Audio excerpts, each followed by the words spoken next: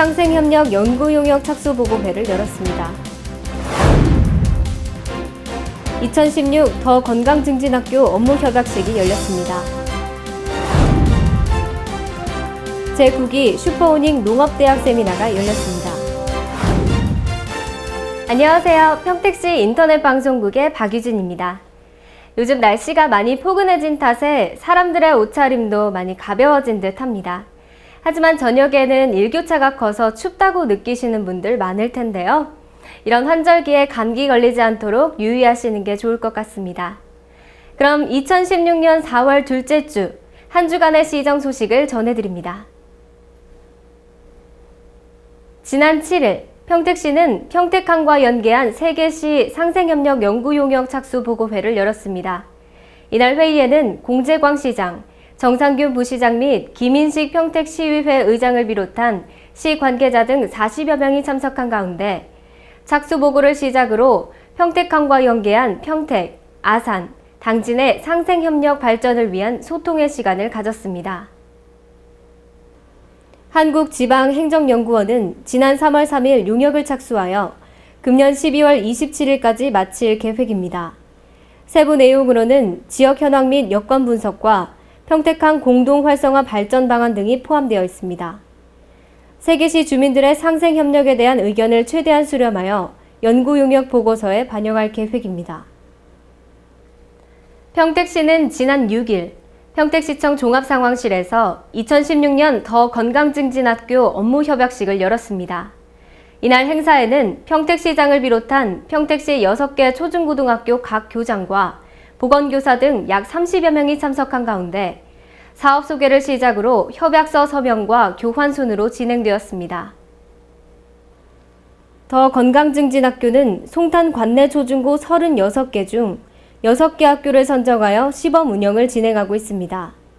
오늘 협약을 시작으로 평택시는 평택교육지원청과 약사회, 시범학교, 보건소가 한 마음으로 더 건강증진학교를 만들어가기 위해 노력하고 있습니다. 지난 5일 평택시 무봉산 청소년 수련원에서 제9기 슈퍼오닉 농업대학 세미나가 열렸습니다. 이날 세미나는 공재광 평택시장을 비롯한 재학생 등 120여 명이 참여했고 개회식을 시작으로 평택시장의 강연 순으로 진행되었습니다. 이번 세미나는 슈퍼오닉 농업대학 교육이념을 익히고 변화에 능동적인 전문 농업인재 육성을 위한 자기개발을 목적으로 열렸습니다. 한편 이번 세미나의 강연은 슈퍼오닉 농업대학의 역할과 평택의 농업 트렌드를 설명하고 또 세계를 주도하는 농업인이 되기 위한 방법 등 다양한 주제로 진행되었습니다. 단신 뉴스입니다. 평택보건소는 오는 4월 14일부터 5월 12일까지 매주 목요일마다 치매 예방 인지강화 프로그램을 운영합니다. 다양한 활동을 통해 인지기능 향상뿐만 아니라 우울감이나 스트레스 해소에도 도움을 줍니다.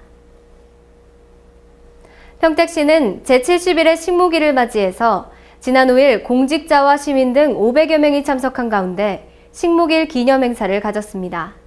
이날 식목 행사에서는 편백나무 2,000주와 산책로를 따라 영산옥 및 산철쭉 10,000주를 식재했습니다. 안중보건지소는 지난 4일부터 포승건강생활지원센터 업무 개시 후 첫 프로그램으로 뱃살 줄이고 몸짱 만드는 웰빙 체조 교실을 운영했습니다.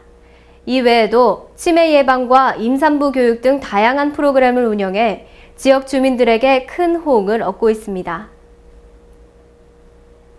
평택시는 축산 농가에서 발생하는 악취로 인한 주민 불편 사항이 많은 4월부터 10월까지를 특별관리 대책 기간으로 지정하여 축산 악취 해소에 총력을 기울이고 있다고 밝혔습니다. 이상 단신 뉴스를 마치겠습니다. 포근한 날씨가 이어지고 있는 요즘이지만 뿌연 하늘을 보면 봄나들이에 앞서 걱정부터 밀려옵니다. 바로 미세먼지와 황사 때문인데요. 지난 8일부터 서울 등 전국 곳곳에서는 미세먼지주의보와 초미세먼지주의보가 발효 중이라고 합니다. 미세먼지와 황사는 각종 질환을 유발하니 평소에 대처법을 알아두고 건강하게 봄을 즐길 수 있길 바랍니다.